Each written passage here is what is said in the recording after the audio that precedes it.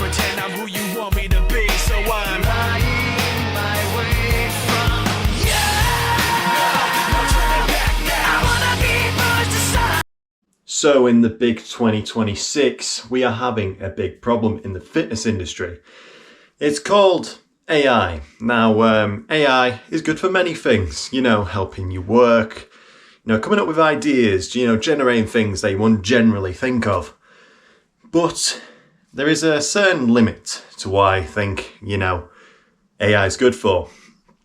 Specifically when it comes to fake naturals. Now, in the grand scheme of it, we have fake naturals in the industry anyway, and the scammers. So like Hussein Farhat, you have the black guy with the big biceps or whatever. You have Mike O'Hearn. For some reason, people still think he's natural. They're on crack. But we have loads of fake naturals. But now AI is taking over and saying, oh, look at me. I used to be fat and all that. Why my wife left me? This kind of video that I'm putting up right here. Absolute bullshit, by the way. Whoever created this was clearly an Indian guy that has nothing else to do with his life. But yeah, in my personal opinion, this is more scummy than fake naturals, because what you're doing here is essentially saying, oh, I have this transformation. And for a lot of people that, are around the age of this AI prompt here, like around 40 to 50, which I'd assume they were trying to target, could be fooled by that, because, old people with technology is, like putting a ant next to an atomic bomb. It's just not very compatible. So, really, it's very scummy, and I do not want the fitness industry to become AI slop, because, AI is good for some things, but most things, really, is AI worth it? No. Because soon we'll have AI butlers and all that kind of stuff. It just takes away the soul of things, because, I'm not AI, as you can clearly tell. I'm too ugly to be AI. But, when it comes to AI prompts, it's just like sus. They talk like this. They talk like a robot. They don't have any sauce. Meanwhile, me, I may be boring in my videos sometimes, but at least I have some sauce. I come up with some right obnoxious shit. But really, it's you need a personality. Which, oddly enough, that video that I just showed you gets way more fucking likes than any of my videos combined, which is stupid in my opinion, because, I'm a natural person. I've achieved quite a bit in, 3.5 years of training. And, I like spreading awareness of what I've learned, stuff that I've done. I've increased my squat and bench press by 10 kilos. That's quite good over the course of 4 months, and I'm continuously rapidly growing and stuff like that. I've grown quite a lot, but, I just feel like AI slop needs to go, because I get some of it is quite cool. Like I saw, I don't know if this is a sign of my age, but, scary movie, Wazza! That kind of thing of multiple different characters. So like Spider-Man, Lord of the Rings, Star Wars even. Those are funny. I like those AI prompts. It's just like when you're trying to scam people, which most likely the guy is in fucking India trying to scam a bunch of old people out of money, which usually, you get all those scam artists in those countries anyways. But usually it's a scam if you see AI. So please, if you are watching this, please don't get distracted by all the AI slop that's out there, and stay safe. But anyway, we're on to technically half a deload week, because I've just done my max outs. Next video, after this, I will be just going over my program, which is literally the same, because although I would like to shorten it down to 4 days, I just can't really, because in a way, I like doing the one I'm doing, and it's more in tune to what I like and everything. So yeah. But anyway, we will be starting off with bench press tempo. So let's get into it. So starting off with 145 for a tempo without any stuff on. Simply, it was a lot harder, and I won't count it this time. So my tempo raw bench is still 140 because I did lift my arse up a bit. So, but other than that, did 110. The reason I don't count it is just because I lift my arse up and I'd rather have perfect form throughout the movement. I just thought it might be something fun to do, but yeah.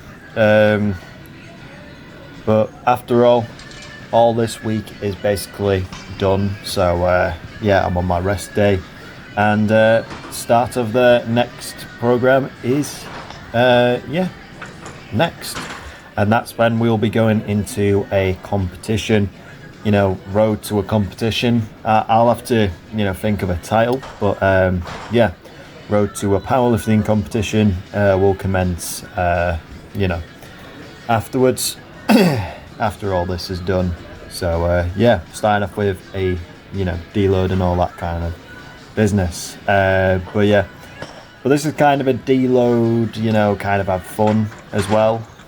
So yeah, still doing 100 kilo on the incline press because I didn't manage to get to do it on my PR day because one, I was absolutely tired, and two,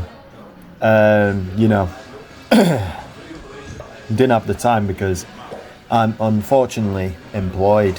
So yeah, I just try my best to get through everything that I can. It's just can be a bit challenging, of course, but yeah. But yeah, all the presses have been feeling okay. So other than the max kind of thing, max out of tempo, which I will get next time anyway. So yeah, that'll be enjoyable. Which yeah, pretty much all presses are done now. We will be going on to chest fly. So not really a press, but more of a kind of squeeze and stretch kind of movement of the pectorals and all that kind of stuff. But yeah, on a bit of a shitty bench, unfortunately, because yeah, it was the only bench available, and yeah, I have to deal with sometimes that I'm unfortunate to get a bench where it's it's a bit shit, but most of the time I'm able to get the more nicer ones where it's more stable. But this one's kind of for midgets, and it's built at a weird angle. So yeah, but this movement felt okay. I was more kind of pressing really with this because it doesn't really play in a nice position. But yeah, chest flies just for added tension, but also the kind of I've described them before as they lat pullover of the chest, because you have your pushing movements that involve your arms, but also this kind of less involves your arms. It's more directly chest based, which doesn't give you the excuse of just using chest flies to grow your chest. You need to push yourself a bit more, hence why you use presses, because you can involve more muscles. This is kind of like a nice finisher, or a pre-exhaust movement that you can use in your programs, because I'm more of a person who likes doing these things last in comparison to a pushing movement. And some people like using it as a pre-exhaust, which is all fine and dandy, but it's just how you like to train. But yeah, once those are done, we go on to shoulders, which if you've been watching this channel for a very long time, you'll know that I only use side razors because when it comes to pressing, you usually use your front delt anyway, and my front delts are fine. And you could probably see in this video right here, my rear delts are not like weakness at all. Just primarily from, you know, doing some pull movements and all that kind of stuff. They get stimulated anyway, so it's not much of a problem when it comes to you know, building my shoulders, because I think I'm fairly genetically blessed in the shoulder region. But yeah, but over time, you know, they've gone bigger, stronger, and all that kind of stuff, which I'm trying to, you know, maximize my physique as well as maximize my strength, because, you know, I do like having a good physique in my image. You know, it's not necessarily you know, a looks maxing kind of, you know, physique. It's more of a, you know, I want to see how far my body can really go, because I'm not too fond of the, you know, looks maxing physique kind of rubbish. But I do try and look my best, like I'm trying to grow out my hair. You know, I'm trying to grow out my hair so I can have a different style, which you'll see in like 3 months. What it'll look like. But I am trying to, you know, look better, you know, try different things, because at the ripe old age of 20, you know, I need to try things in life. And you know, growing out my hair to, like, you know, a level of you know, where it looks kind of comical is I haven't done yet. So because at COVID I had a bald head, so but afterwards, doing all the delts and stuff, we go on to triceps. Now, usually I'd be doing a double cable, but unfortunately I was joined by a person that kind of resembles a bowling ball. But yeah, that hairline is so far back, it's practically in the Jurassic ages. But I was fine using one cable. I was fine with it. You know, as long as I get my lateral head of my tricep, which you can see quite clearly, even though the camera quality is absolute shite. You know, it's the big bit, it's the big long bit of your tricep that gives it that, you know, the massive, you know, kind of look, because it's one of the biggest heads in the tricep, and the tricep takes up most of your arm anyway. So it's very important that you know, prioritize triceps as well.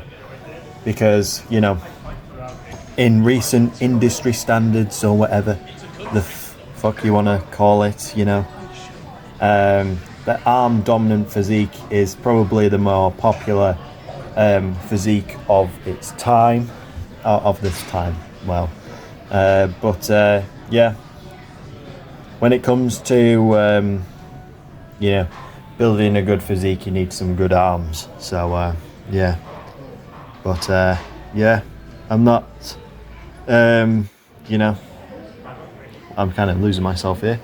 But when it comes to triceps, I don't really have the best genetics either. But I do try my best, because if you've noticed, when it comes to my triceps, they're not that big, but they have a lot of surface area, really, which takes a long time for them to grow initially. So but yeah, then move on to tricep push down, which gets the long head, because you have the lateral head, you have the medial head, and then you have the long head, which is the second biggest head in the tricep. The medial head's smaller, which you can visually see it, you know, underneath the skin, but it's less prominent. Doesn't mean it's not useful, because, you know, your muscles are there for a useful reason. But in the grand scheme of it, you need to be focusing on the long head and lateral head, which are the biggest heads. But also, you know, your medial head gets stimulated in those movements anyway. So there's no reason to worry about medial head being extremely small. So don't need to worry. No need to get your cortisol all in a, you know, fluke. But the arms are coming along, you know. My forearms, they're growing in the wrong direction, which you'll be able to see, is that they're very flat. So when I flex them, they do look, you know, wide in the terms of like, you know, when I try. But when it comes to, you know, showing them off, it's kind of like I do look a bit cartoonish, which you'll see here, right here.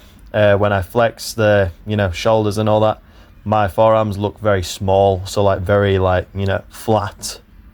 But I try my best to thicken them up, but it's like pissing against the wind. But anyway, some pause squats. So this is like the final of you know, doing 1 rep of 170 and then going on to 150 for 5. So basically my next block will be 3 reps is how I do it. I use momentum to try and get my 1 rep maxes stronger and stuff like that, and also, you know, it helps me get bigger and all that kind of stuff. So you know, this is the last of the 1 rep max series. Now going into the 3 rep block, we'll you know, continue this, but it'll be more going into competition, and you know, sooner or later I'll get a singlet, but I don't really want to show off my tiny little bulge in the gym, so I probably will wear some shorts over, you know, my groinal area, which unfortunately you're not allowed to do at a powerlifting meet, which will be very embarrassing for me because, you know, I don't like being indecent. But when it comes to stiff leg deadlifts, you know, I'm just going very light purely because I maxed out on deadlifts, and this is a weight that's fairly okay, you know, and also it was the morning, so yeah, I've got another morning leg day this week, which which will be next week. It's not enjoyable, I can tell you that much, but we get through it, we try our best, and you know, try a few different things, which is why I did this leg day, purely because, you know, with leg press I feel like it limits you a lot, and I just don't feel things on leg press. And I tried after doing split squats, which usually I do feel quite a lot, oddly enough, so it might be a case of I do leg extensions then split squats to try and, you know, increase my quad size, which you know, feel like might be the case. I might try it on a, you know, on this deload week where I just do leg extensions then some split squats and completely skip leg press. But also I tried like a Smith squat, so for those who do not know, it's kind of like what Chris Bumstead does, but I can tell you I ain't no Chris Bumstead. You know, if you couldn't tell, I am no Chris Bumstead. But essentially it's just like more of a close stance with a plate underneath your heels, and you squat as normal. So but I just couldn't feel it, you know, oddly enough. I only felt it like a couple minutes later. But I might do that, I might not. It's just like kind of dependent on you know, stuff, because I felt like my back was doing most of the work, and you know, for a leg day it's not really that great to, you know, to have your back do most of the work. But my quads are okay, as you can see in this image. They're not like tiny, but you know, I do want some bigger quads. But unfortunately we do have a hack squat, which I would prefer over doing this, and I would definitely do. But I'd probably just have to do a makeshift hack squat, which is kind of what this is. But yeah.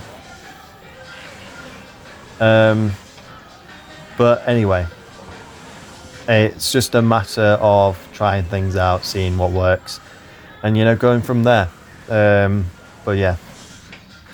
Anyway, the hamstring curl is broken at my gym, so I did it at work again this week. So yeah, I started off with some adductors, which for those who skip adductors, which I know it's a lot of people, adductors are very good for like squats and stuff like that, just purely because it's a stabilizer muscle in the legs. It's that squeezing muscle, so where you can literally squeeze something together with your legs, but to get them nice and strong, all you need to do is really this. But I do find them helpful in stabilizing my squat, seeing as I squat to a wide stance because of my short, well, I think it's because of my long femurs compared to my, there's two bones, but I have very long femurs in comparison to my lower leg, so I squat like that. But also it's more comfortable for me and I can go deeper, so yeah, just a matter of preference really, which is the whole point of the gym. But anyway, leg extension, of course, can't skip some leg extensions. Mainly training the rectus femoris in this movement because it extends the knee, and I don't feel like I have a weakness in my rectus femoris. It's just the other parts of my quad, which I kind of struggle with stimulating, but I think over time my legs will, catch up and all that kind of stuff. So yeah, I will be very excited when I finally achieve some Quadzilla type quads. But yeah, I don't really have much for pull day, seeing as I just recorded my, my tempo lifts and then just posed. Just purely because my camera ran out of charge and I couldn't be arsed filming all my workout on my phone, but also because my phone had not much battery left. So, but I will get a new camera soon, hopefully, and yeah, just trying to find which one is the best for the price, and also not made by a bunch of cheap shite. But yeah, so after leg day, I didn't really show my legs because there's not much point, because they're not that impressive, I'll say that. My legs are fairly average in terms of size, but compared to the relative population of humans, probably not. But yeah, starting off with 120, which my camera cut out, and then going on to 100, for back offsets. So I did 1 rep, and then I'm doing 5 reps with 100 for 2 sets. So felt pretty easy, tempo, all nice and easy. And then I got pose in the end if you want to, look at the physique. But anyway, thank you for watching. I really do appreciate it. Please do not listen to the AI slop, and have a great day.